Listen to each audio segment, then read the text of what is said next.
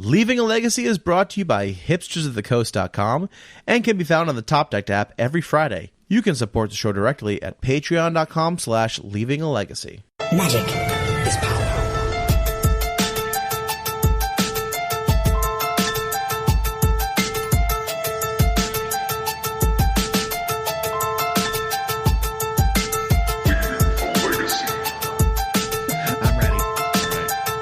Hello, everyone. Welcome to another episode of Leaving a Legacy. My name is Patrick.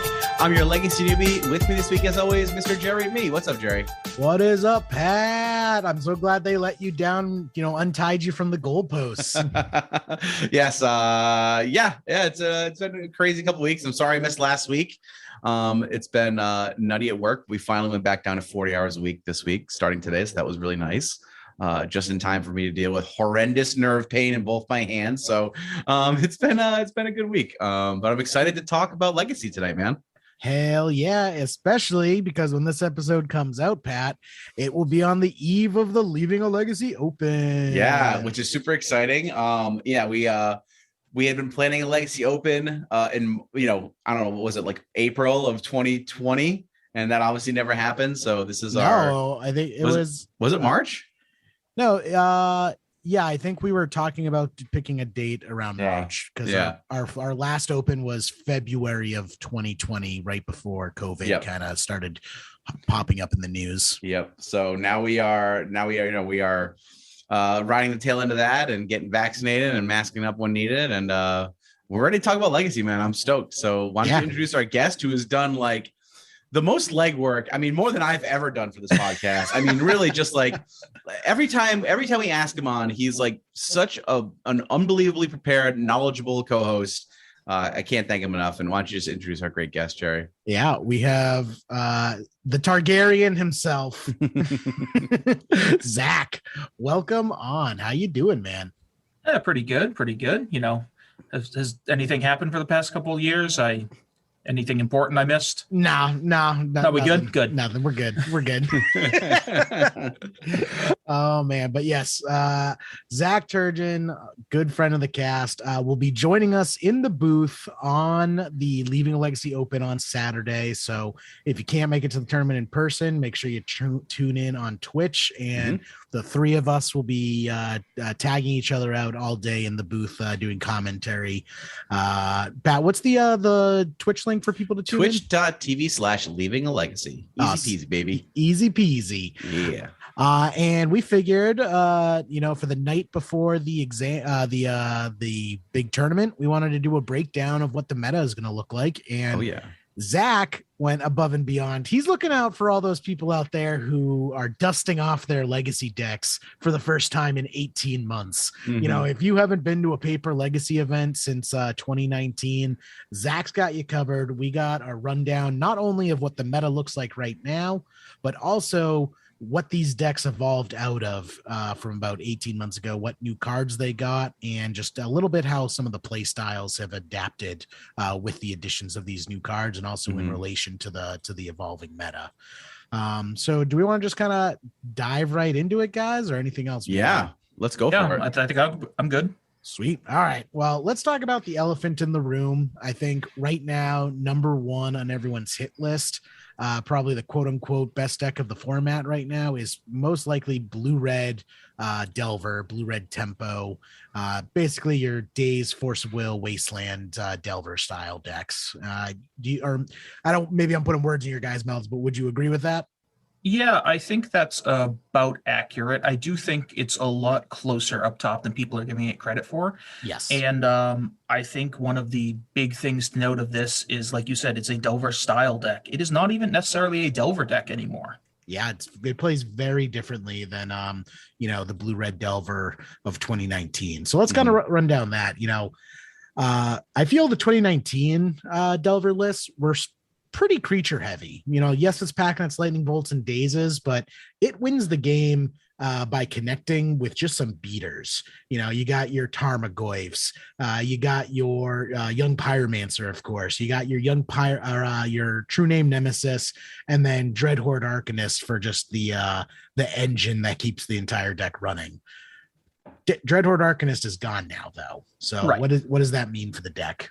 Well, it's taken in a different direction. One of the biggest ways that you could beat the Delver decks before was you could just stop them from ever getting reoccurring sources of damage. Mm-hmm. So they can't kill you with 4 lightning bolts, but they can kill you with 3 Delver hits, 2 lightning bolts, maybe a flashback lightning bolt, and stuff like that, and just chip shot you. So one of the ways to beat them before was by clearing everything out. That's a lot harder now because their threat suite is significantly cheaper and more aggressive. Mm-hmm. Mm-hmm. Before you would need a single Delver to go a long way, but now they have Dragon's Rage Channeler, Murktide Regent, Ragavan on top of already having Delver, and any of those can win any game they stick in, just on their own. Mm-hmm. Yeah, I have noticed that playing against the deck that it's just a threat dense deck these days. Especially the Murktide Regents. Those things kill me. Those things are hard to kill. Yeah, they are big. They get big, so it's really hard to lightning bolt them. Mm-hmm. Also, because they're a delve creature, you can't abrupt decay them or fatal push them or anything like that. Yeah. Basically, it's like if you're not running white for Swords to Plowshares, or you happen to be packing some red elemental blasts, you're gonna have a hard time dealing with those Murktides. Yeah, we've actually seen some decks have weirdly copies of Dead Gone in their sideboard. Mm-hmm. Oh, yes. As like where it used to be Abrades and things like that. There's still some Abrades floating around, but they function as your like extra cheap removal, but also 3 mana, pick up your Murktide Regent. It's much harder to cast the second and third time around. This is true. True. I actually noticed that because I've been playing the Crashing Footfalls deck on Magic Online lately. Yep. That runs it's like the Shardless Agents and the what's the other one? The green red one. Violent Outburst. Violent Outburst. Thank you. Yes. To just get a bunch of Crashing Footfalls, make rhinos, and the only way that deck can beat blue red Delver is with those Dead Gones, and it packs a full 4 of them just for the blue red Delver matchup. Yeah. So overall, Blue Red Delver is now like the boogeyman in the room, and it kind of was in the end of 2019. It was among the more popular things. And like you noted, it did lose Dreadhorde Arcanist, but other than that, it basically got better at every single point on the curve. Mm-hmm. Whereas before, it really only had one good 1-drop. Now its 1-drops are so flooded that it sometimes doesn't run Delver of Secrets, or at least a full set. Whereas before, it used to have to run Preordain as like its last cantrip. Now it has these expressive iterations. Yeah. And that's a new card coming in if you're not looking around since 2019. And while it is more expensive, it in these decks really functions like a 2-mana divination, where it not only gives them a reasonable amount of selection, it lets them keep up on cards, so you can't grind them out like you could before.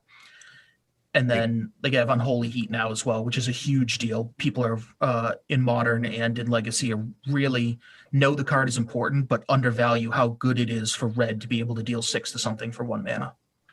Yeah, it's huge. Mostly, I also want to say is I've seen a lot of Murktides die to Unholy Heats. Right, exactly. And that is something that red kind of never had access to before.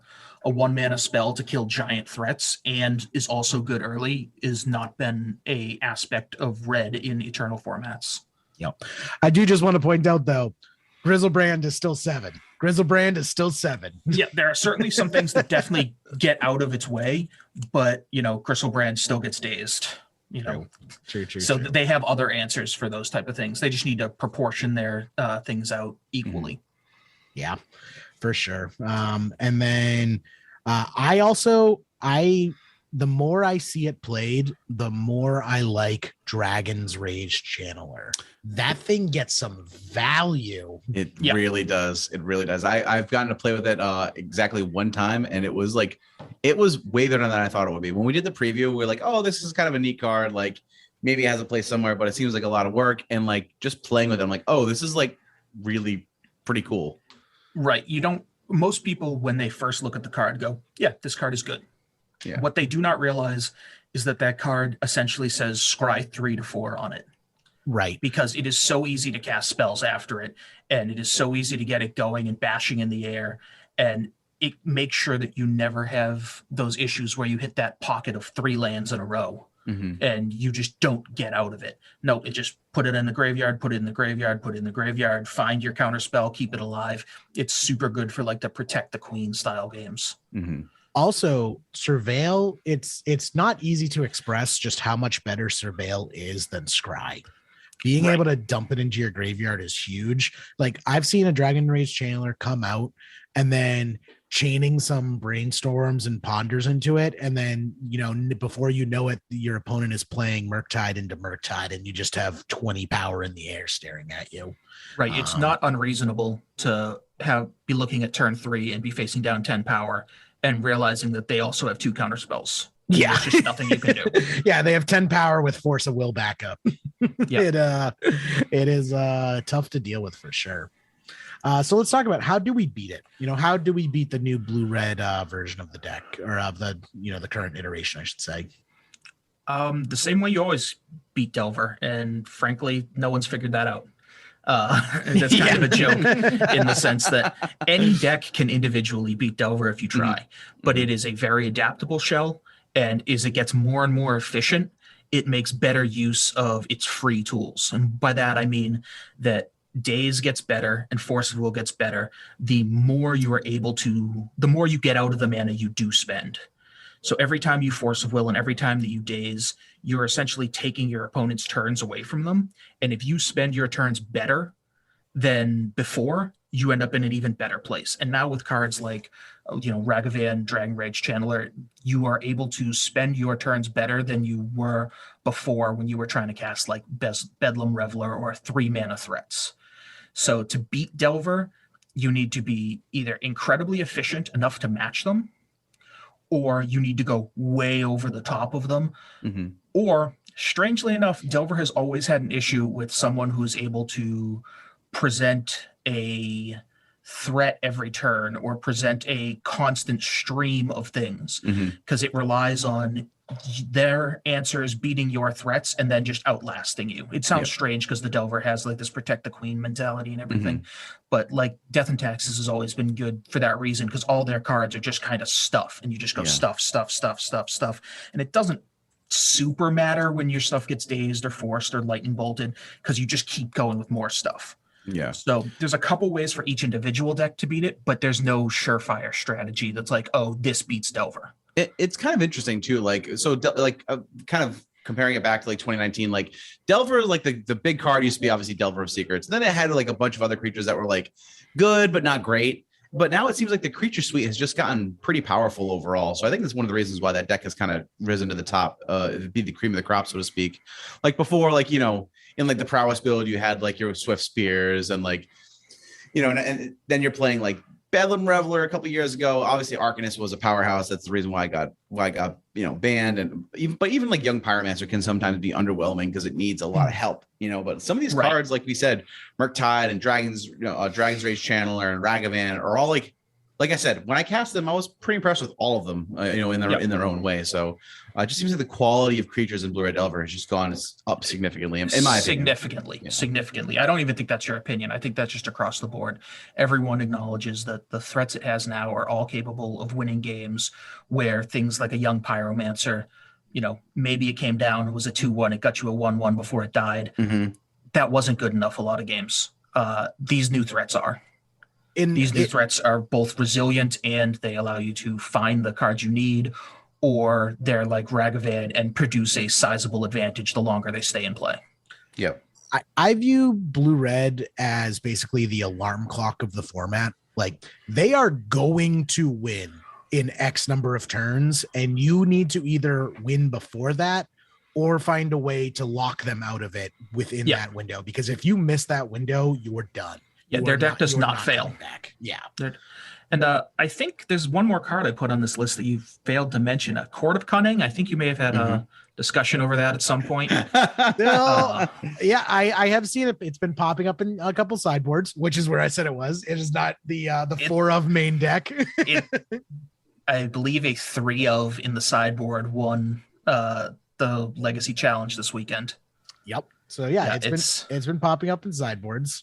It's something to keep track of if you're playing a slow deck, that if you board and you make your plan to kill all of their threats and they drop this court, you're just never winning the game unless you can answer it. Yeah, because so to point that out, well, one way people have been attacking blue red is actually a very graveyard focused deck these days. You know, it has got flirted with the graveyard in the past with Tarmogoyfs and hooting mandrills. Rug used to have a secret thing where it didn't look like it was using its graveyard, but it secretly was the whole time. Right. And now even more with the reliance on Delirium with Dragon's Rage Channeler and then Murktide Regent being cast out of it. It's even more heavily reliant on the graveyard in this iteration. And as such, people have started attacking the graveyard. But a lot of people are attacking it in kind of one-shot style stuff, like Relic of Progenitus, Surgical Extraction. I'm blanking on the name, but the one that everyone finds with Urza's Saga, the one main artifact. Soul Guide Lantern. Yes, Soul Guide Lantern. These like one-shot graveyard hate, or ones like in Soul Guide Lantern that kind of chip away at it slowly over time.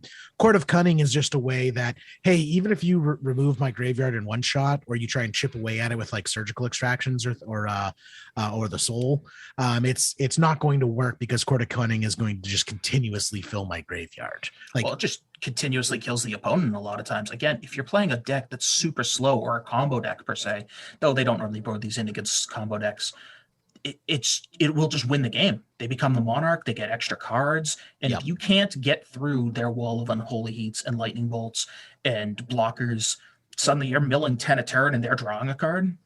Like the clock's right there. Yeah.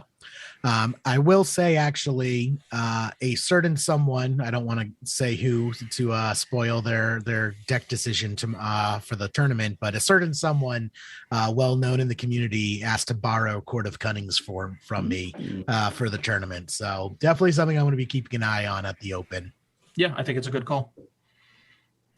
Let's move on to the next deck in our list. And I feel this deck was probably right up there as one of the best decks in the format before kind of quarantine came down, and that's Death and Taxes.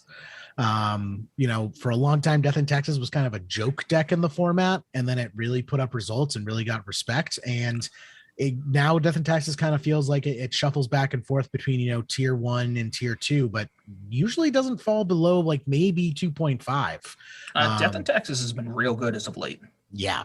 If you've been paying attention to the results, it has actually been winning or coming in top 2 in almost everything. It has been I guess I'm going to say air quotes, unique take on the list in that it looks very different than it did 2 years ago. Yeah. But it's very strong. Let's talk about that, because I actually had this exact conversation. I met with some friends 2 nights ago to play some Paper Legacy, and one of my friends just turns to me and just goes, you know, Jerry, Death and Taxes, why 80 cards? Like, why are they doing it? and I sat there for a moment, yeah, like, why? Like, perspectively, why? And my thinking of why it happened is Death and Taxes is a deck that Wizards loves to design cards for. Like, literally almost every set for 2 solid years had 1 or 2 Death and Taxes cards printed in it. And there's so many choices and so many good stuff that Death and Taxes actually can just get away with running an 80 card deck and still being pretty much the same deck, because there's so much redundancy in the cards that have been printed. And now that you have Yorion that actually encourages you to run 80 cards, like, you can do it and also get the chance to play a bunch of sweet cards that maybe you wouldn't normally play in a traditional 60 card list. Right. So I will say 3 things about why they are 80 cards, or why they can be 80 cards, I should say. The first is that their deck is full of tutors. Yep. Whether that be tutoring for creatures with Recruiter, or tutoring for artifacts, equipment with Stoneforge Mystic. So they get to have the access to the cards they want without having to be 60 cards and having to draw them. Yep. And in the inverse of that, it means that you draw those tutor targets less. A card like Batterskull, you don't ever draw it. Well, not ever, but you have less of a chance of drawing it against Storm, where you wouldn't have wanted it. Things like that. Also, it just feels bad when you're running a deck that doesn't have brainstorms. You don't have a way to shuffle cards back into your library usually, and so when you're playing a Stoneforge Mystic, nothing's worse than like having Stoneforge in your opening hand, going Plains or Aether Vial or something, and then going turn 2 to draw a card, then play your land and play Stoneforge and find Batterskull, and then you draw Batterskull off the top, and you're like, dang it. Yeah. So And I will say this is the third reason, is because if you look at the cards in Death and Taxes and the cards they've gotten this year, a lot of them have Enter the Battlefield triggers.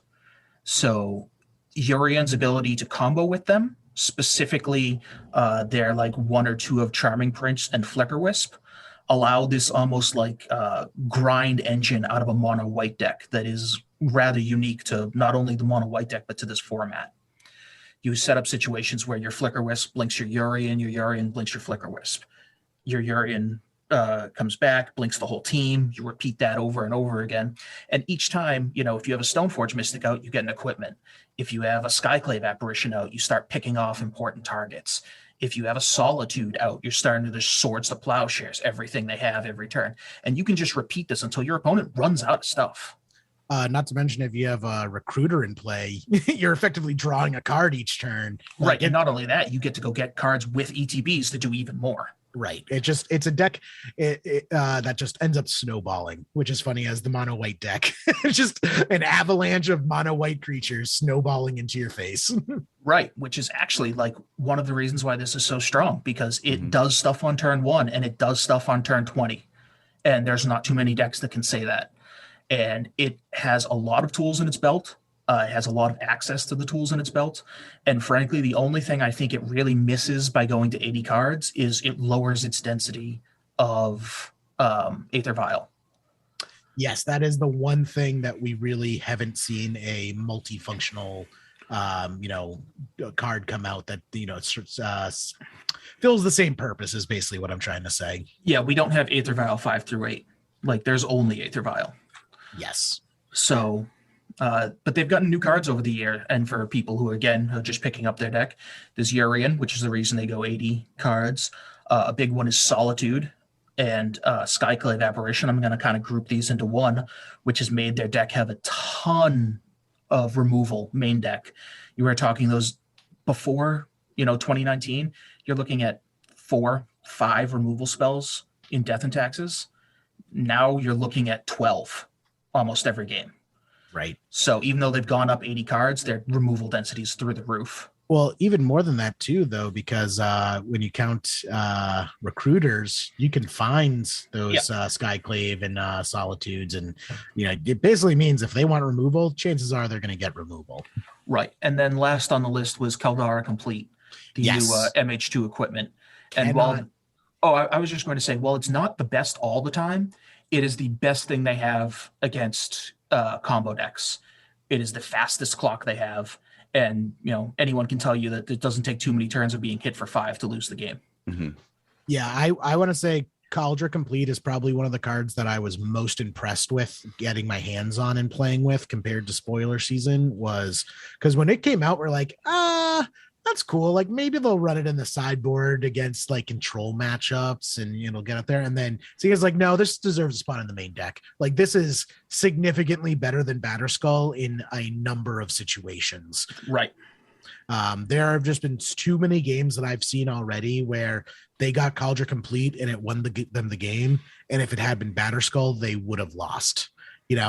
Being on the defensive with a Grizzlebrand and Emrakul in play is not fun, but I had to do it because of Caldra Complete. Yeah, no, that's an interesting aspect to that card that, it's a lot of keywords and a lot of little things add up on that. And the fact that, again, they're an 80 card deck now, they don't need to draw that every game. It's just a real nice tool to have in their belt. Right, exactly. Yeah, so let's move on to kind of an evolution. I want to say this one probably is the biggest power decrease since 2019. Not neutered completely, still very competitive, but compared to its 2019 counterpart, significantly lower power level, I would say. Yeah. I actually think that a lot of the power levels now spread out more equally. It didn't take as big of a hit, but it did lose some massive players. And we're talking about what was Bant Snowco. And the Oko part of Snowco is gone. Is no. Yeah. And a lot of the snow part is also gone because Arkham's Astrolabe also bit the dust. Yes, two of the biggest bans, Arkham's Astrolabe and Oko, taking place in the same ban announcement that got Dreadhorde Arcanist from Blue Red Delver. Blue Red Delver, well, Dreadhorde losing was hurtful. It wasn't as big a hit as losing Oko. I really want to say was what this deck was, using as a crutch for a very long time. Yeah. So for those who weren't around in 2019 or are trying to convert forward, Snoko was a deck that used Arkham's Astrolabe, Narset, Teferi, Oko. It had a bunch of planeswalkers, and Oko would just glue the entire deck together. Mm-hmm. That and Astrolabe, it was a threat and answer, the ability to, pad your life total. It was basically a Swiss Army knife, but it was an 8 out of 10 in every area. So now they lost that, and how do they make up for it? So they've kept the same almost like blue-white control shell that is carried on from Miracles, and now they've kept the green, but they've gone a different direction. They're using Uro to pad out their late game, Abundant Harvest as an extra cantrip, and Endurance as just a really well-positioned creature. And I think that is one of the more surprising cards to everyone of how much of an effect it's had on both Modern and Legacy, in that, it's a flash 3/4 that you can evoke early if you absolutely need it to. And it functions as like one-shot graveyard hate, like you were talking about earlier. But just flash 3/4, one-shot graveyard hate, everything it does lines up perfectly in a format where people are casting 3/3s that have to attack and 3/2 flyers and things like that. And then now recently they've picked up Dress Down, which is a really cool card out of MH2, where it... for 1 to blue, it enters play, you draw a card, and it acts as humility for that turn. It acts as humility, except they keep the power and toughness. So it just blanks everyone's text boxes. Yeah, and that's the one I wonder about the most, because I've actually seen people use it. I've seen a couple Phyrexian Dreadnoughts sneak into a Bant Miracles list here and there with Dress Down. I'm just like, oh, that's interesting. But a big one too is Dress Down works great with Uro. Yes. So Dress Down surprisingly works great with, 80% of cards, which is very strange. Right. It kind of does. Yeah. It reminds me of when I started playing like Torpor Orb, and I was just like, wow, I get random advantage here. I get random advantage here. Look at all this random advantages that I'm getting because I run this. So the smallest thing I've seen out of this Bant Miracles deck is someone cast a what's the Baleful Strix against them. Yeah. And they cast Baleful Strix and they just went, I'll just cycle Dress Down. So they drew a card, Baleful Strix entered play and didn't draw a card. Right. And you're like, well, that didn't do anything. And you're like, no, they drew a card, the opponent didn't draw a card. Mm-hmm. And it had very little impact being in their deck. And you're like, that maybe isn't good enough. Well, what happens if it hits a Stoneforge Mystic that needed to get the right thing? What happens if it knocks their Dragon's Rage Channeler into being a 1/1 after it's already attacked and attacks into a blocker? Mm-hmm. What if, again, half the Death and Taxes has different like ETB triggers that it blanks out. Yeah, we were just saying like half of Death and Taxes now is ETB. All of those get affected by Dress Down. Right. And then you can combo it with your own Endurance, or sorry, not your own Endurance, your own Uro if you want, where if you happen to have, a lot of cards in your hand, but not a ton in your graveyard, you can cast Dress Down, draw a card, and then just cast Uro.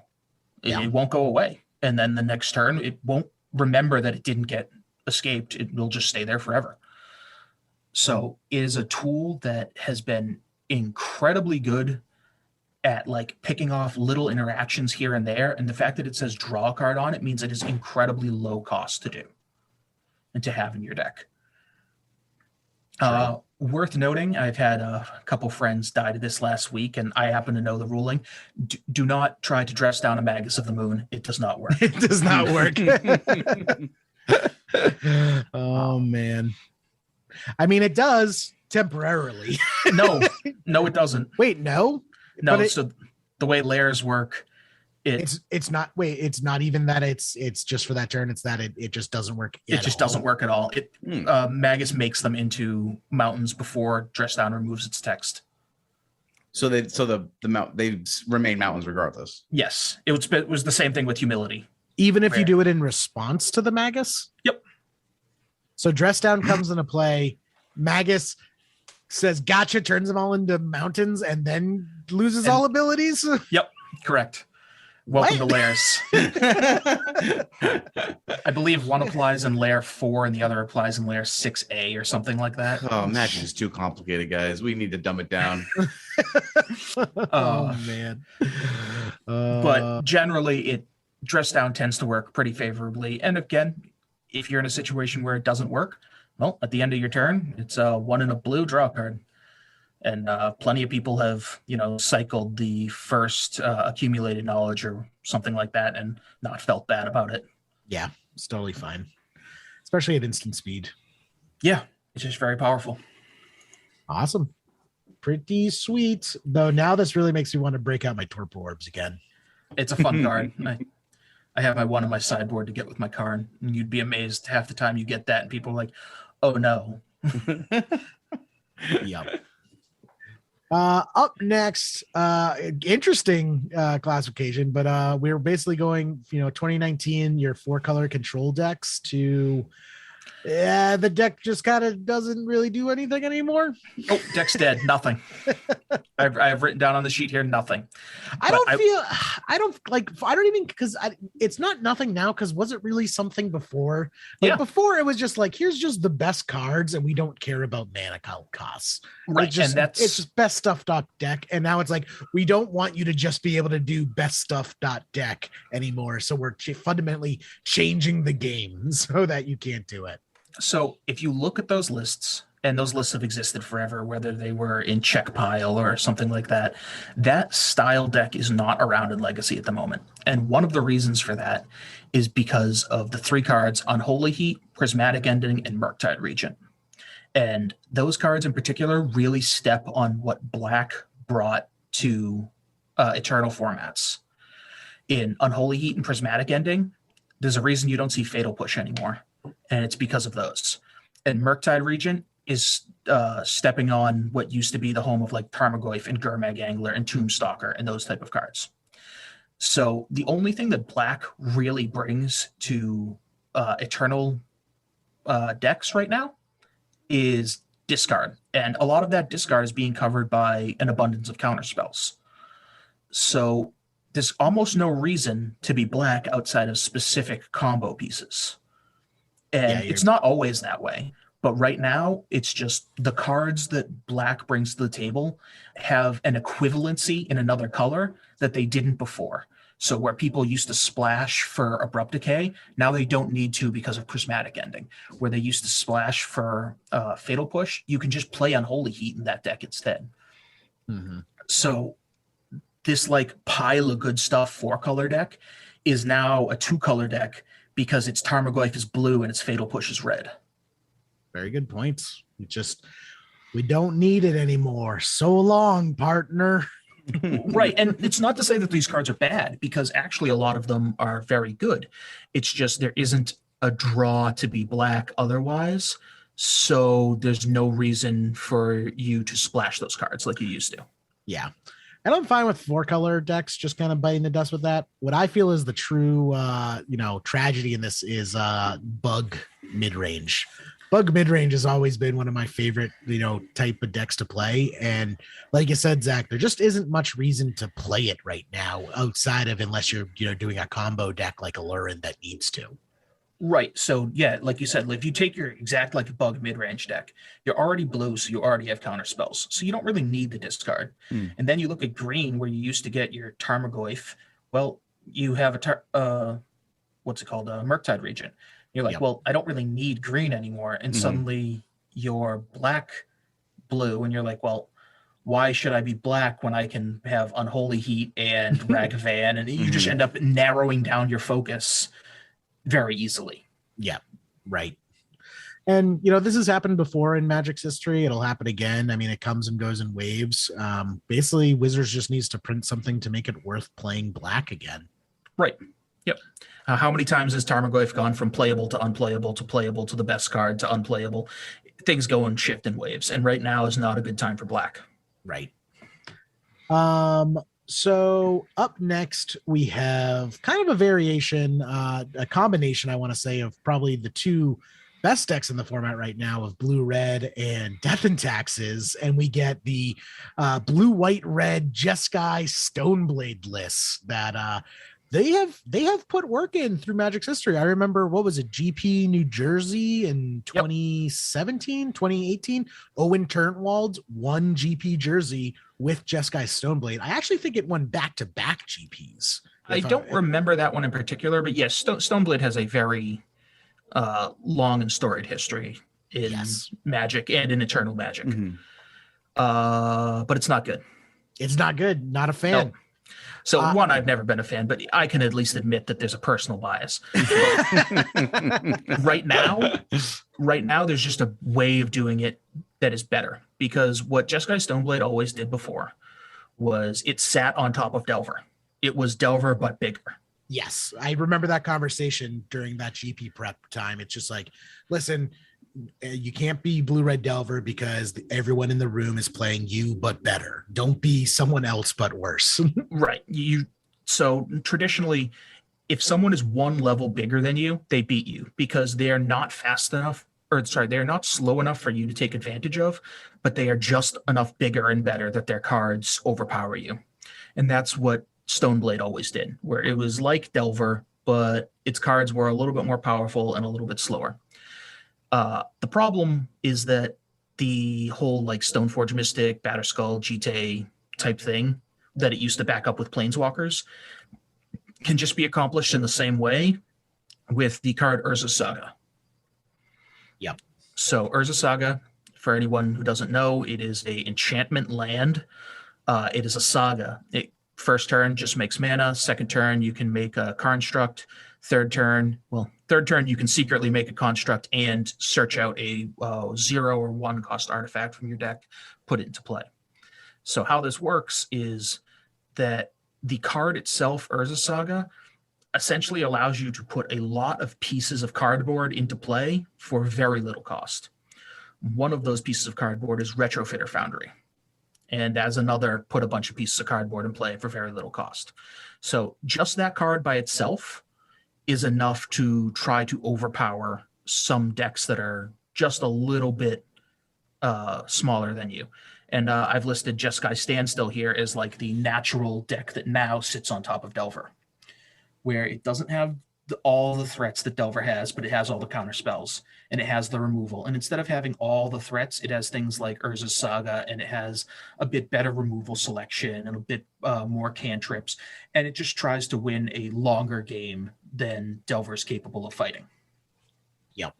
I gotta say though, I'm a big fan of this list. I think this list is a very reasonable choice to bring to the open, because I think this is a deck that rewards good decisions. And yes, if you're a strong player, this is probably a deck that you would gravitate towards. I have a good friend. Also, I don't want to name names because I don't want to give away anyone's deck on them. But a legacy player that I have respected for many years, I know, is going to be bringing Jeskai Standstill to the tournament, and I think it is probably a great choice just because that 1-2 punch of Urza Saga plus Standstill, like that's just so much card advantage. It is difficult for a lot of decks to keep up with that. Right, I agree. I actually like Jeskai Standstill where I didn't like Jeskai Stoneblade. I always felt Stoneblade had a lot of pieces that were picked on raw power and didn't have a ton of synergy with each other. Whereas Standstill has a ton of, like, its raw powerful cards have tons of synergy with each other. Like you mentioned, Urza Saga and Standstill. If you play a turn 2 Standstill and fight over it, your opponent has to break it. They will lose to the Urza Saga. Eventually, you will draw an Urza Saga, play it, make a thing, and kill them. Right. So that's just 1 in a blue, draw 3 cards. Yep. Probably the most card advantageous card in Legacy right now. Right. But yeah, I do agree with you. For a long time, I've always felt that Jeskai Stoneblade was a deck that fought against itself, because I think we even did an entire episode on this, Pat. I think we had like Min on, where we talked about a deck running Lightning Bolt and Swords to Plowshares. Yeah, well, I remember when I first started playing Legacy, like, and I saw Stoneblade, I'm like, or this deck, I'm like, it just seems so counterintuitive. I don't know, just counterintuitive to me, but like, yeah, just like it's working against itself kind of thing. But it does work sometimes, I guess, Yeah, the card's power level was incredibly high, but now it hasn't sacrificed in power level because of these new cards and has cards that work together. So I think this is a good evolution over the past 2 years where we've taken a deck that was, a bunch of A pluses and hoping they work to a bunch of A's that do work. Excellent. Moving on down the list, everyone's favorite 2020 Merit Lage. What's going on with the depths decks these days?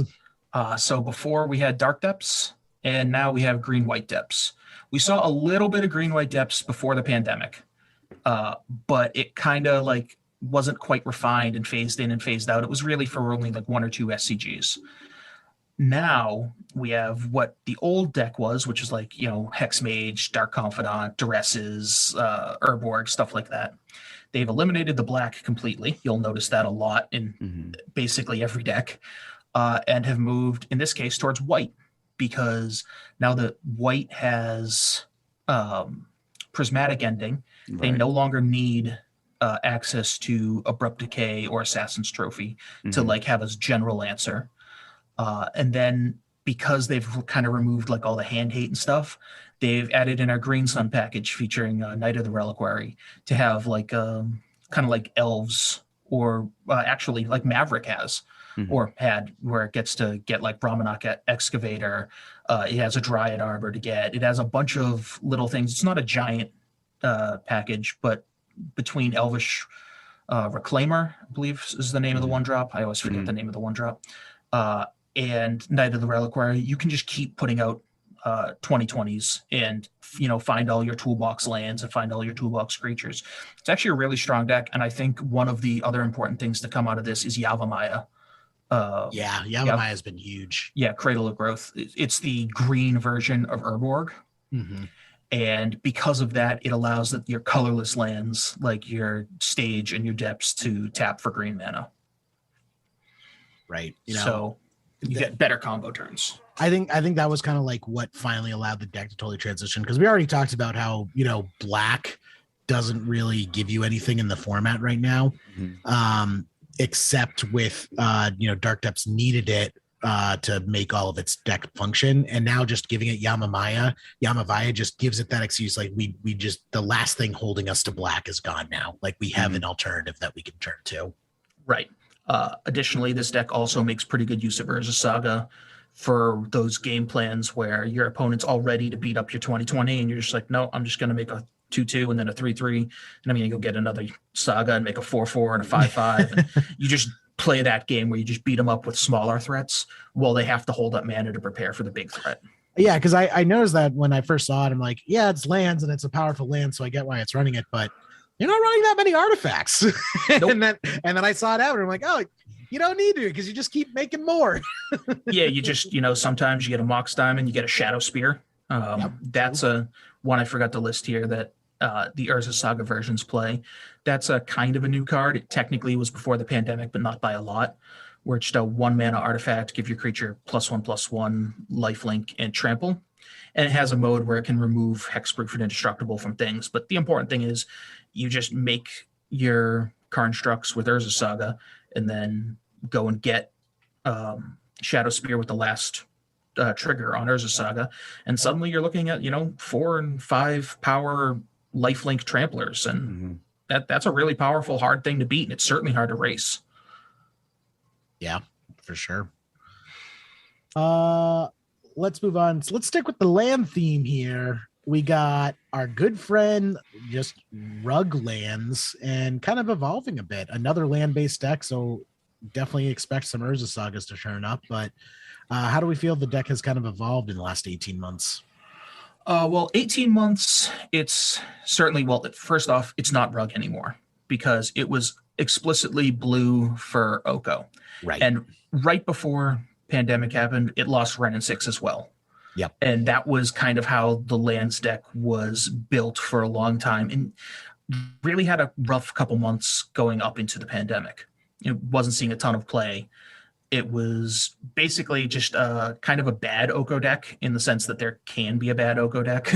The card was just very powerful, but lands was not the best place for it. However, now it's actually found itself a pretty good home And again, I'm going to talk about Urza Saga, Endurance, and Retrofitter Foundry is just 3 cards that are, generically powerful, all work well together, all go great in lands. But the lands card in particular that, air quotes, saved it was Valakut Exploration. And what Valakut Exploration does is it has a landfall trigger to exile a card, and then you can cast that card. And if you don't cast that card at the end of your turn, it deals damage. So it provides them with this mid-game engine where they constantly are exiling cards and then casting them. And then whatever they don't cast is just a burn spell. Yep. So it is both their mid-game and their end game. They don't need to have a card like Molten Vortex anymore. For sure. I've also seen lands go back to Punishing Fire as well, which is always nice. And especially with all of these, Ragavans and, pretty much all of the Death and Taxes deck, there's plenty of targets. It's a target-rich environment, as we like to call it. Right. And that is one of the strengths of the red-green lands right now is it is incredibly hostile towards creatures. So if you get a creature matchup, you're back to feeling what old lands felt like, where you can just grind them into nothingness and then hit them to death with a 20/20, or just grind them out and use Valakut Exploration to eventually deal 20 points of damage. True. Now, I haven't looked too close. Is the red-green lands, I'm assuming it's still also running Bojuka Bog main too, correct? Yeah, you still have, all your tutorable lands like your Bog and your Tabernacle and stuff like that. Yeah, so Bog also hitting the graveyards is super useful to have that main deck access to opponent's getting close to be able to cast some Murktides. No. Yeah, Let's get rid of that. I've watched some particular interactions and tricks specific with lands. Like I watched someone attack a Darcy, a Dragon Rage Channeler, into a lands player, and lands player crop rotated for bogged them, and then made a 1/1 with Retrofitter Foundry and blocked it. Yeah. And they sat there and they were just like, yep, okay, I guess we're going to the next game because this is just going to keep happening. Yeah. That's what lands does. Yep. And the combination of Urza Saga and stuff like that, particularly with Life from the Loam, you just do it forever. Mm-hmm. It's incredibly difficult to interact with them outside of their graveyard. Right. Let's get into some combo decks, because we've also seen some combo decks show up and evolve. First off, we got Reanimator, but Reanimator hasn't changed much. It just got some new toys, I want to say. Right. So Reanimator is actually probably worse than it was at the 2 years ago. 2 years ago, worse contextually, or yes, contextually. Okay. It did get new things. It didn't lose anything. Mm-hmm. As a matter of fact, in the newer builds, you actually just have the same cards, just a couple of them are shaved here or there for some different targets. Mm-hmm. But people are now playing main deck endurances, and like Jerry mentioned, there's a lot of main deck one-shot graveyard hate floating around. Yeah, every deck running Urza Saga is most likely running main deck graveyard hate, and anytime main deck graveyard hate is being run, Dredge and Reanimator do not have a good time. Right. So it's not a ton, so it's not like Reanimator's unplayable, but you do need to play around more things than you used to, because, before in game one, you'd be like, aha, here's my Gristlebrand, I win. And now if you go to do that, someone may go, well, in response, I'll Endurance, evoke it. And suddenly you just tossed your whole hand for nothing. Same thing with if someone, leads off on, here's my turn one Soulguide Lantern. You're like, oh, well, this game one's going to be incredibly difficult, where it would have been a free game for most Reanimator before. Mm-hmm. It has gained a couple new things in 2 new targets in Sarah's Emissary and Archon of Cruelty. Yeah, let's talk about that for a second, because sure. Archon of Cruelty to me is yeah, that looks good. I can see why you would want it, but that feels like the 1,000 other bomb chase draft rares that you see printed in every single Magic set. Why this one over the million other options that roughly do more or less the same thing, where it's just a big fat fatty that does something when it comes into play? So it's important what it does when it comes into play, and that's specifically sacrificing a creature. So it's used here as a one of, so it's just an entomb target. And if your opponent has a giant thing, let's say a Merit Lage or something like that in play, Archon of Cruelty takes care of it. Same thing with, if it sticks on the battlefield, every single turn you attack, things get worse for your opponent, which isn't necessarily true with all these type of threats. Yeah, that is but true. It's specifically that Cruel Edict type effect this is the best version of it to reanimate. That is true. Also, that you bring up that it's at whenever it attacks as well, because unlike other combo decks, oftentimes players make you work for it with Reanimator, where Reanimator is the deck where you combo off and still lose the game a frightening amount of times compared to other combo decks. Yeah, there's something to be said about, you put a 6/6 flyer in play or whatever, and they go, well, I have 2 turns to draw Swords to Plowshares. They may never do it, but they're at least going to take the shot at it. Archon, if they find that Swords on that last turn, well, they're down a bunch of cards and they've lost a bunch of life, and you're up a bunch of cards and they've sacked a bunch of things. So at least you're in a spot to go off again. And then they've also gained Grief, which they've already had in Unmask, though Unmask is actually better for them. Yeah, because Unmask can target yourself, so Unmask functions as a combo piece, where Grief is just kind of disruption to make sure the way is clear. Mm-hmm. But it is worth noting that because Grief goes to your graveyard when you evoke it, you can reanimate Grief. So all your extra reanimation spells become Thoughtseize. That really got me too, where I think I Thoughtseize my opponent and I saw their hands Grief and blah, blah, blah, and I didn't even put 2 and 2 together. And then I'm like, oh, they can't combo. So I'm like, I forget what I grabbed, but they end up just going Grief, reanimate Grief, and just turning it back on me, slapping me in the face with a 1 for 2. And I'm like, oh wait, yeah, that is really good. I am losing this game now. Yeah, suddenly you're just being beaten down by a 4-power menace creature and have your 2 answers. Yeah, it's still just it's still a 4/2 that you're oh, do you have an answer for it? No. Okay, it's gonna beat your face in until I combo off again. Yeah, Reanimator has got some new tools. It's not as good just because of the contextually, Pat said, there's a bunch of very specific cards that happen to have some cross-8 to Reanimator. Yeah, so definitely something to keep an eye on. If the meta shifts away from Urza Saga, then we could definitely see Reanimator pop up again. Now this is interesting, Zach. You've classified Storm as evolving into Doomsday. Not quite. Okay. So I have a little blurb written under it, and it's not that it evolved into Doomsday. It's that Doomsday has taken Storm's place as the default, I cast a bunch of cards in a turn combo deck. Gotcha. Okay, I see what you're saying. Okay, yeah, that makes more sense. So this is actually a little weird, in the sense that if you look at Storm lists 2 years ago to now, they've actually gained some new sideboard cards. Their main decks have changed up, but that's kind of the nature of how Storm decks work. But they've gained Galvanic Relay and Prismatic Ending as some types of sideboard cards. Mm-hmm. Doomsday's actually gained nothing in 2 years. But what it did gain was 2 years worth of time for people to figure it out. And we saw it come about at the beginning of the pandemic times, 18 months ago. The Doomsday started showing up, and it just kept getting better and better and better as more people put more time into it. So while it hasn't gotten new cards, it's just a much more well-crafted deck than it was 2 years ago. True. And I feel that's always been Doomsday's biggest hang-up, is Doomsday's always been a very difficult deck to play. Right. That is what prevents more people from playing the deck. It's not as difficult now. Yes. Because you have a bunch of cool little kills with Thassa's Oracle, but it just had a lot of people working on it all of a sudden. Yeah. I think it put up some results. Right. It started putting up results. People are oh, maybe this isn't a meme deck. Maybe there actually is something here. Exactly. And, it started a snowball where a bunch of people who used to play Storm or who picked it up and just went, oh, I love Doomsday, but it's never been good enough. And they started putting in time. And now when you look at the lists, they look well curated. They have correct lines to them, where a lot of times Doomsday lists in the past would have these oh, I have these 6 cards so I can get this Doomsday kill.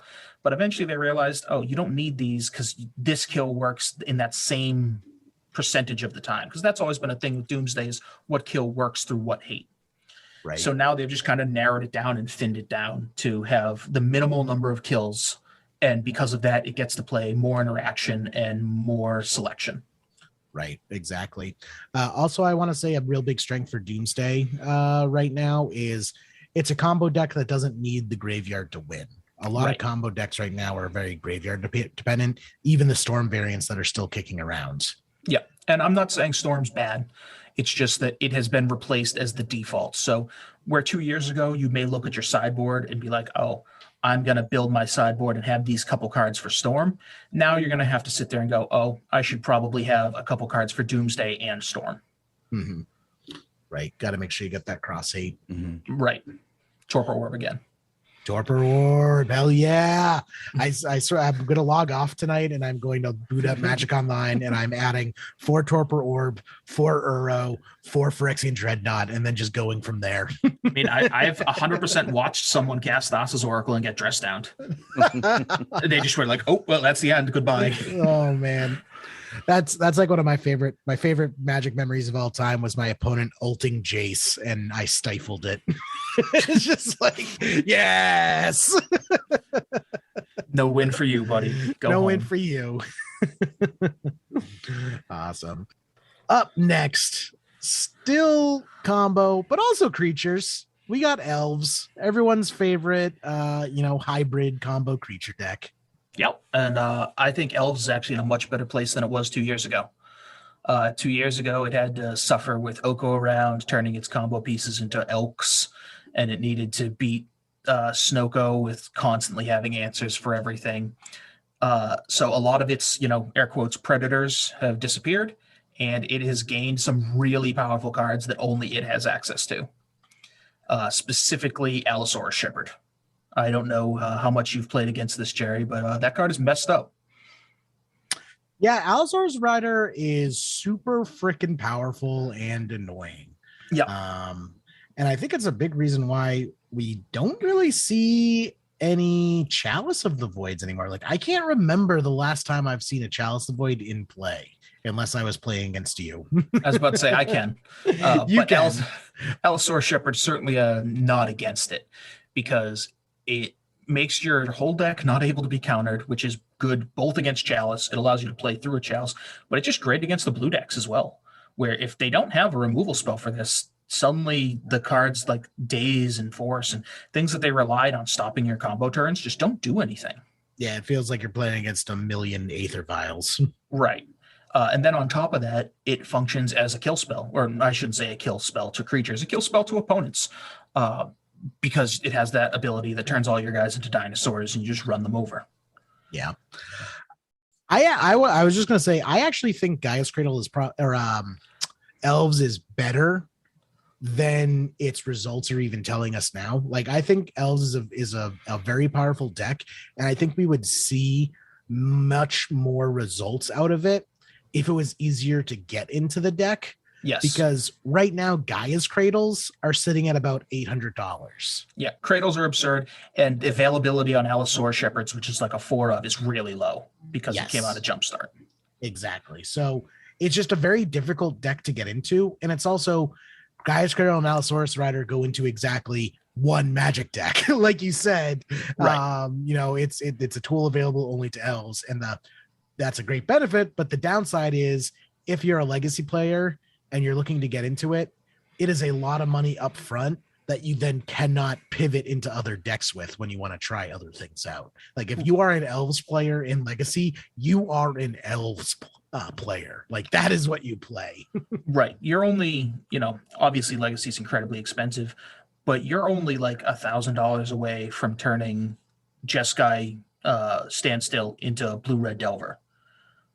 Literally a single Cradle's $800. So yeah, you can't pivot. You can't be like, I'm going to turn my Elves deck into something else. That's just not how it works. So I do agree with you that I think that the combination of that card being unique and expensive and the combination of Allosaurus Shepherd being incredibly hard to physically find copies of is very difficult for Elves, because I actually am a big believer in Elves right now as well. Yeah. So is life with the reserve list. Right? Yeah. But they gained a couple other cards, some sideboard cards and Run Afoul and Prismatic Ending. And they're the only deck that is, or not the only deck, but one of the few decks that has a copy of Grist because it fits into like the Green Sun Zenith Yeah. package. Yeah, I saw that. It's interesting. It's definitely very cool. I played a lot of Grist actually. I was able to open it in like 2 drafts of that set, and I actually really liked him when I was playing him in draft. Yeah, it's a surprisingly powerful card. Just making a 1/1 every turn, adds up in your grindy matchups. And then your ability, especially in a deck like this that just spits out a bunch of elves, to be like, okay, well, yeah, my opponent has an Archon of Cruelty or a Gristlebrand or something that is incredibly powerful. Well, I have a Grist, so it dies. Yeah. It's something that Green Sun Zenith packages haven't had before. Yeah, it's definitely a nice addition. So be on the lookout for elves, especially if you have an elves player in your community. They are usually well known. Like everyone's like, oh yeah, that's Jimmy. He's the elves player. Yeah, it's certainly, you know what? The same thing as in 2019 is in 2021. It is not a deck you can just pick up. Right. You need to go and practice with that and make sure you know every single thing that you can do, because good elves players are good, but great elves players are incredibly frustrating to play against. Yes, for sure. Now let's talk about your baby, Red Stompy. How you feeling? It's fine. It's not great at the moment. It's just fine. As for 2019 to 2021, the big thing with the deck is that it kind of split into 2 decks. In that some people have taken this like incredibly aggro route, running all the aggressive 3-drops like Rabble Master and Legion War Boss and like Fireflux Squad now. Yeah, honestly reminding me of the like OG Dragon Stompy days is what it reminds me of. And that's exactly what it is. It's gone back to like the true traditional air quotes Stompy, where you play one thing and then you just try to kill your opponent before they can answer that one thing. Yeah. And then the other side of the deck is you don't play the super aggressive cards and you lean into like Fury and Bone Crusher Giant and Karn and Chandra, and you play a much more controlling mid-range game, which gives you much better board control, but you don't finish the game out nearly as quickly. Mm-hmm. But overall, I think the deck's fine right now. It's not fantastically placed. The fact that the Delver deck, which is normally the good matchup for this, is now a 2-color deck makes it much harder. Yeah. Also, even though Astrolabe is gone, which was probably like the worst time to be a Red Stompy player. It was not great. Yeah. So definitely better than it was before, but still not great. There's still just a lot of basics hanging around. Yeah. So I will say that Fury has been incredibly useful. And that is the Pyrokinesis on a 3/3 double striker. And that card has just been incredibly powerful in combination with Bone Crusher Giant and Shatter Skull Smashing to have like a removal suite that the deck didn't quite have before. Yeah, definitely, for sure. Up next, sticking with the red theme, we got Goblins. Yep. So Goblins got a couple new cards. The deck functions basically the same that it did before. I just wanted to point out that it's gained a tutorable Naturalize in Masked Vandal, which even though it's green, that's something that Goblins has wanted for a long time, as enchantments have long been the bane of the Goblins deck. Yes, for sure. That's a huge upgrade. And it's gained Muxus, Goblin Grandee. Yeah, which when was spoiled, everyone was like, this card's awesome. And then it came out and everyone was like, this card kind of sucks. And now they've been playing. I was like, okay, this card might actually be awesome again. Yeah. Yeah, you see it mostly as like a 2-of. But again, a 2-of is kind of disingenuous in Goblins because it has such heavy tutorable cards and card selection with like Ringleader and stuff like that, where it's going to see Muxus when it wants to see Muxus. And it's just an incredibly powerful card. Muxus may be the strongest card in Legacy in terms of casting its mana cost. Like Gristlebrand is stronger, Emrakul is stronger, but people aren't paying those costs. A Goblins player will tap 6 lands to cast Muxus, and it will win the game. It is incredibly powerful. It just puts so much power and toughness on the board, and itself is just a very large beat stick, which is something that Goblins hasn't always had. Right. Now, what is it, though? Like, the biggest problem with it costs 6. Like, Goblins is not a deck that usually wants to get up to 6 lands in play before it wins the game. So it can keep ticking up its vial and play like its control game if it wants to do that. And it's not too far off from like Ringleaders, which used to cost 4. So one of the things that ends up happening in this deck is because of the card Rishadan Port, you play these really long games where you keep locking out your opponent and then using your vial and tutoring this and doing that. And then one turn you just don't activate Rishodon Port. Yeah. So instead of tapping your land and your port, suddenly you're like, oh, I've been functioning at air quotes 4 mana, but I've secretly had 6 because it's just been depriving you. Yes, I have had that experience against me where I'm just like, cue the Ralph Wiggum, I'm in danger. Yeah. You see it happening where they're just slowing down the game to a crawl and making sure that nothing's on the board. And you're like, yep, they have a Muxus, and they're going to play it. And then they're going to put 40 power in play. And I'm going to go, yep, does it have haste? Of course it does. I am dead. Yep. Exactly. So good stuff. Goblins was actually on the rise right before we went into quarantine. It was putting up a bunch of results, and coming back, I think it's been suppressed a bit with all the blue-red Delver around, because I feel blue-red Delver plays very well against goblins, but yeah, definitely a sleeper, I want to say. Yeah, it got some cards. I feel like goblins is kind of in the place that Doomsday was, where it's not good enough right now to have a bunch of people piling over it and iterating, because even like if you're the best goblins player in the world, there's 10 of you. I say this as the player who's that in a different archetype. Yeah, you only have so much mental thought going into the deck, whereas 1,000 people are going to find little things and correct things better. So I think if more people were on goblins, we'd see a more refined, better list. And I actually do think it is a pretty powerful set of cards. So I do agree with you that, it's not something to be trifled with. It's not something to be overlooked, where if you face goblins, you can't sit there, mark off 2-0 on your slip or whatever. That's not how it's going to go down. Yeah, exactly. Awesome. So another deck that I'm a big cheerleader for, specifically because I went deep and I bought a bunch of them in hopes that it would spike. We got Allurin. Good old boy Allurin. Allurin's been a deck in Legacy since Legacy existed. Yeah. Back when it was type 1.5, Allurin decks were a thing. So right. One of the oldest decks. And that's why I've kind of put it on this list, because Allurin, while I don't believe it's the best deck, it had some massive swings in the past 2 years, and some people are Allurin diehards. Yeah. It's a deck that, like you said, some people have been playing Allurin for legitimately 10 to 15 years at this point.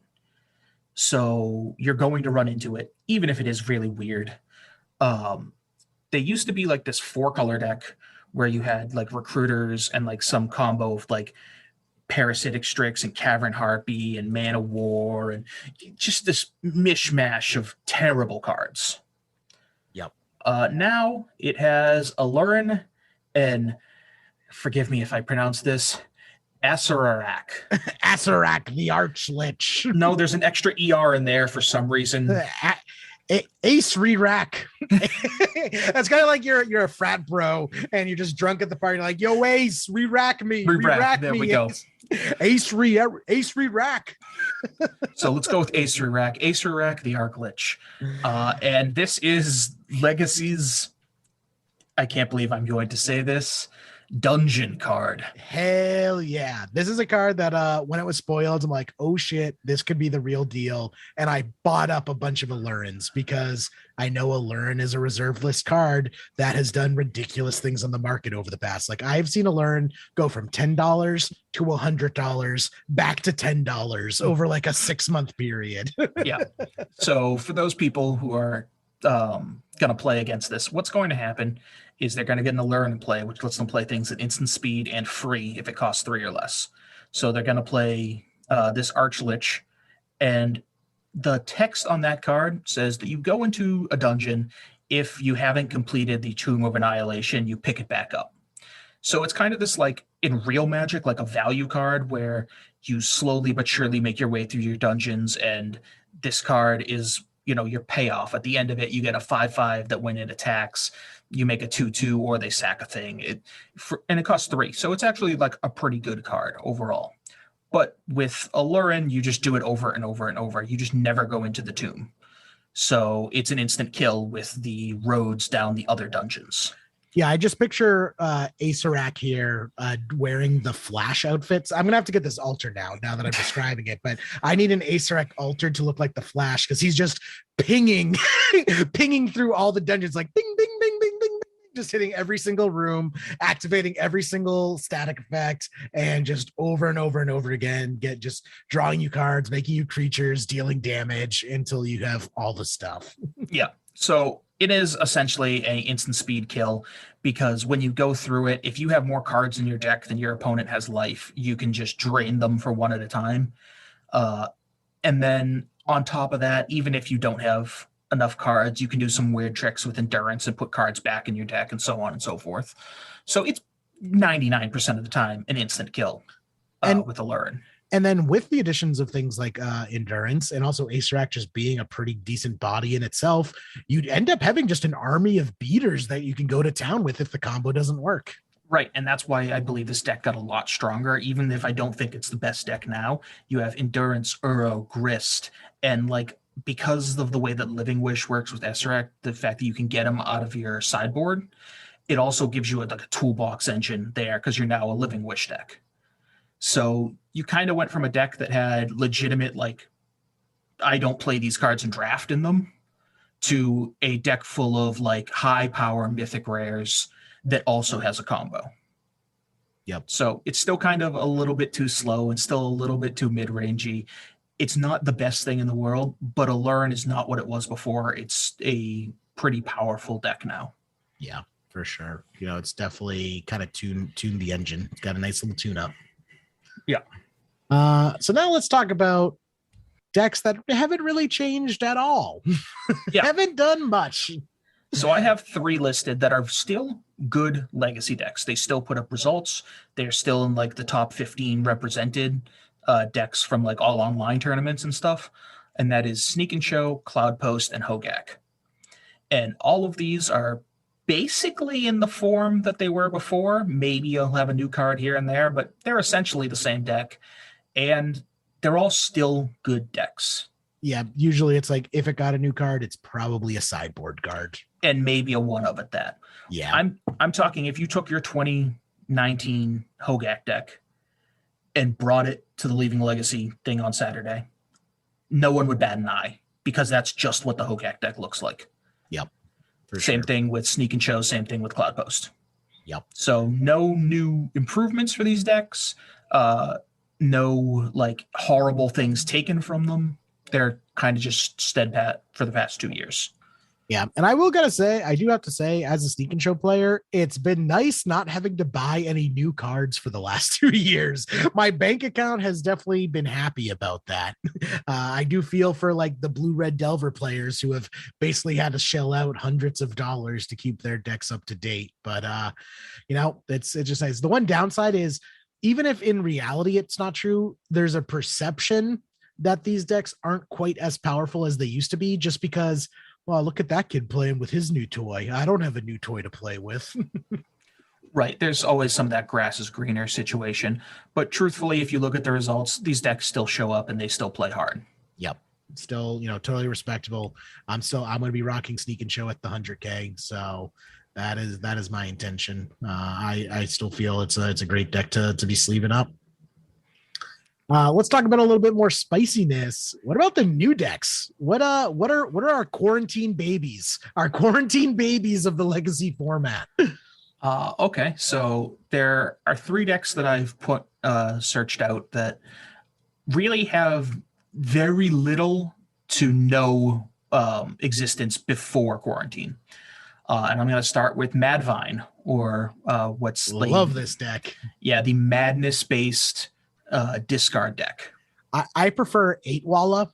Give me some 8 Walla. 8 Walla works too, and that is a important aspect of this deck, is that it got Blazing Root Walla to go with Basking Root Walla.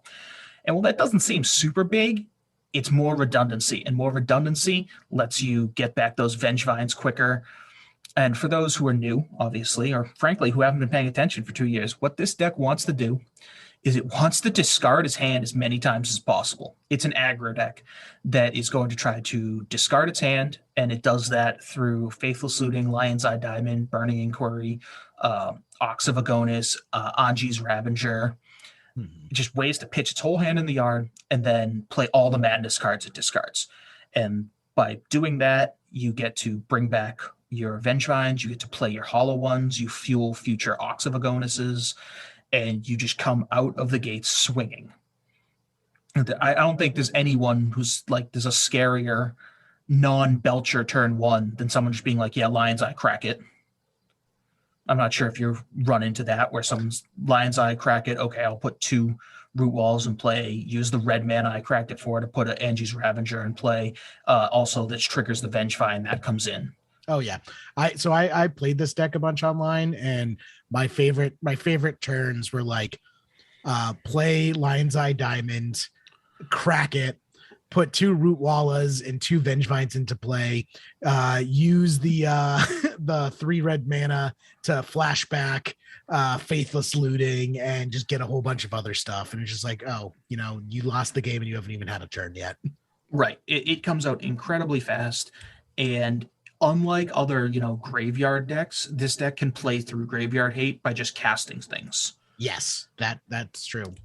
It doesn't have a ton of lands, but it is an option that is not available to decks like Dredge. Yeah, I was playing against someone and they played a Rest in Peace against me. I'm like, oh man, I probably lose this game, but I'll play it out. And then I was playing, I'm like, oh no, I actually just have this because the Wallas have a pretty good Delver of Secrets impersonation.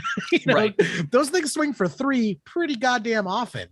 Yeah, or something like you'd cast a Faithless Looting and then you look down, you're like, I'll pay 1 mana for a Hollow One. Just like, right. Hey, here's my 1 mana 4/4. Let's go. Yep, let's do this. So while it looks like a graveyard deck on the surface, still incredibly capable, even if the graveyard gets shut off. And that is really important in this meta, like we said, since everyone's running circumstantial Graveyard Hate. Right. You don't necessarily fold to a single piece of hate. Yep. So going on to the other 2 decks, I'm going to point out Ninjas. Yeah, this was like just popping up right before COVID happened. Yep. So the original Modern Horizons gave this deck a bulk of its cards in like a commander set, gave it Retrofitter Foundry. But then, the pandemic happened and, it is what it is. It didn't get quite as much love as it was starting to get. Didn't one of the Ninjas come from a commander or special edition set or something like that? Yes, one of them came from a commander set. Yeah. The one that can be a commander. Oh, yeah. I believe is it Yukihiro, the Tiger's Claw, something like that. Yep, that's a pretty good clue that was from the commander set. Yeah, it has commander ninjutsu is a pretty good clue. Yeah. So what this deck does is it functions actually like, 2019 Delver, where it puts down a threat, protects the threat with a bunch of counter spells, and then the Ninja's kind of gimmick is that it makes really good use of evasive tokens and evasive creatures to then convert into a snowball of card advantage. I feel Ninjas is why we are seeing all these other decks use Retrofitter Foundry. Like Ninjas discovered Retrofitter Foundry, and then everyone else is like, oh, that's actually a pretty good idea. We should, especially now that we can tutor for it. Yeah, let's definitely play this card. Right. And that's exactly it, is that now everyone else can tutor for it. Ninjas were just running 4. Yeah, Ninjas was like, we're thoptering up, buds. Let's go. Yeah. So the cards that it got over the pandemic, it didn't get a ton because some people aren't even like playing the Urza Saga. Apparently there's a debate as to whether it's better to go for like a longer game with Urza Saga or just be like incredibly aggressive. But you get Urza Saga and then Retrofitter, where your Saga gives you like another token outlet, another way to win through the game plan of like your opponent just stacks up 20 single target removal spells. That doesn't beat Urza Saga and Retrofitter Foundry. So it kind of covers a weakness that the deck had, where any one of these like small ball tempo decks, you just had a hard time beating, 20 copies of Lightning Bolt because they'll just kill it. And then you play a creature and they kill it. You play a creature and they kill it. And they never connect. They never get the job done. But when you have an Urza Saga and a Retrofitter Foundry, you can't play that game against them. You need to start presenting pressure back at them or you'll just lose. Yep, definitely. And then finally, out of the new decks, we have the Karn Echoes deck.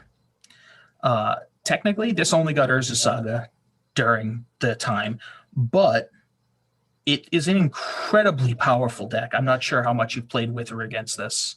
Yeah, well, that's the you listed this as a new deck. I wouldn't necessarily call this a new deck because, like, we've seen a Karn, like 4-drop fatty Karn deck in the meta for a while now. It's just kind of changed a lot over the past couple of years. Right. So when we first saw this type of deck, it would have Ursa in it, and it would have Emery in it, and it would kind of do this like blue artifacty grind you to death thing. Yeah. This is a storm deck that is disguised as playing artifacts. Mm-hmm. You play all of your basalt monoliths and all of your keys and all of your grim monoliths and every single thing, like soul lands, just full sets of soul lands. It reminds me a lot of the old mud decks, except instead of pumping out a mere battle sphere, we're just comboing your face. Exactly. This does the thing that the old mud decks wanted to do, except it takes it to the next level, where the old mud decks would be like, okay, here's a worm coil engine, then here's a painter, and then and they would do all these like little things. This is just, nope, I am a combo deck. You put a bunch of mana in play, and because of the card Mystic Forge, you get to play colorless cards off the top of your deck. So because you get to play colorless cards off the top of your deck, every time you hit something that, nets you either neutral or positive mana, you just get to cast it. So Grim Monolith, Basalt Monolith, stuff like that. Eventually, you try to set up to the point where you have a Basalt Monolith and a Mesmeric Orb in play. You can do that through like either Mystic Forge or Carning for one of the pieces. So now you have this engine where it's the old Four Horsemen engine, where you mill a card for 0 mana. Essentially, you untap and untap Basalt Monolith. This used to get you in trouble in Four Horsemen because you didn't have a definitive endpoint. This one does. So you keep milling cards off the top of your deck. You mill everything that isn't positive mana. And then when you go through your whole deck, by doing that, you're going to put Echo of Aeons into the graveyard. Now you cast Echo of Aeons and do it all again. And you repeat this until you have enough mana to either cast a lethal Walking Ballista or get a Karn in play to go search your sideboard and cast either a lock piece or a Aetherflux Reservoir if you've played enough, and you just kill them that way. And it gained Urza Saga, and Urza Saga allows it to have a good backup plan, because this deck before, you would play the card Null Rod, and their deck literally could not win. Right. Just, nope, can't do shit. Yeah. I do have to say, though, big missed opportunity. I'm really sad that the Urza Saga players are not doing this. No upheaval. Come on, give me an upheaval, run upheaval in the deck, and just cackle at your opponent as you scoop up your board and then replay it and do it all again. They could. The problem is, again, that's the fun slot, and the Karn Echoes deck ran out of its fun slots a long time ago. The reason this deck is the way it is because people finally started cutting all the little cute things, and now they're just one card over and over again. Mana, mana, mana, mana, mana, mana, win condition.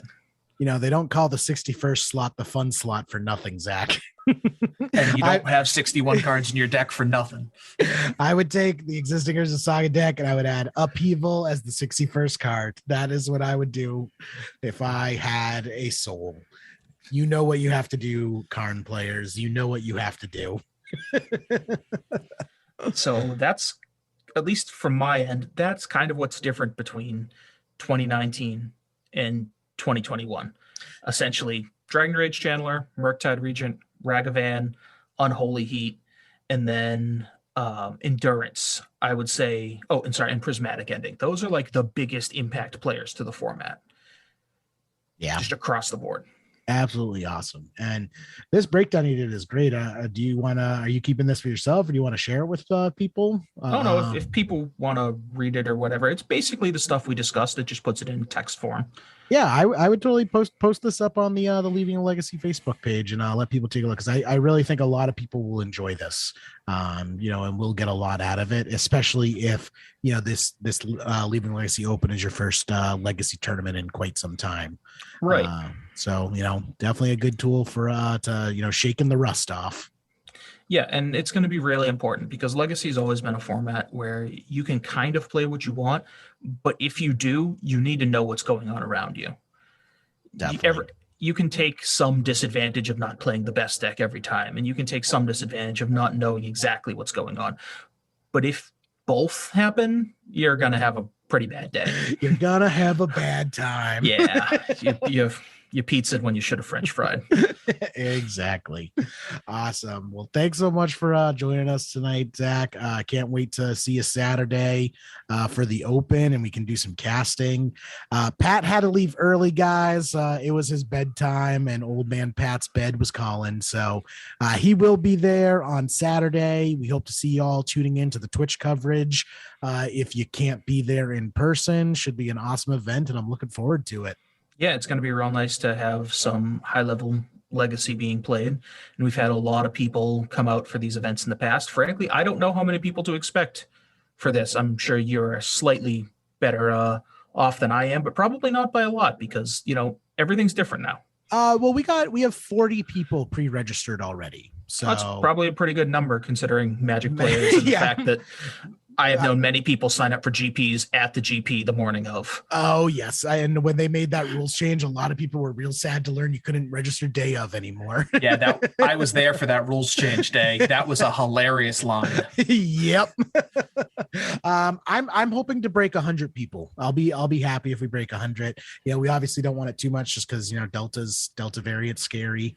Right. We're going to be taking all precautions, wearing masks, hand sanitizer, all that good stuff. Yep. And masks are required inside of gaming, etc. We should probably say that now for anyone going. Yes, masks are required. So keep everyone safe. Honestly, I like sitting and playing. I actually forget about it. Like I don't really even remember having a mask once I'm in a game. I agree. I think the safety it adds far outweighs the risks. So it is, or far outweighs the the potential risk you have of not wearing it is what I'm trying to say. It's going to be an awesome time. Hoping for a good turnout and really hoping to get some awesome decks on coverage and see some spice. Yeah, if anyone is showing up with a unique deck or anything like that, feel free to find any one of us as we're walking around. They're always nice to see and maybe feature someone who's figured out something over these past 2 years that no one else has. Especially if you're one of those special someone whose star burns just a little too bright, a little too early, find us early so we can get you on camera coverage. Yeah, it does tend to thin out to the decks that I've mentioned by rounds 5 and 6. So we'll get you on there 1 and 2. Yeah, exactly. But awesome. I'll see everyone at the event and we'll see you guys all next week. Yep. So good week. See ya.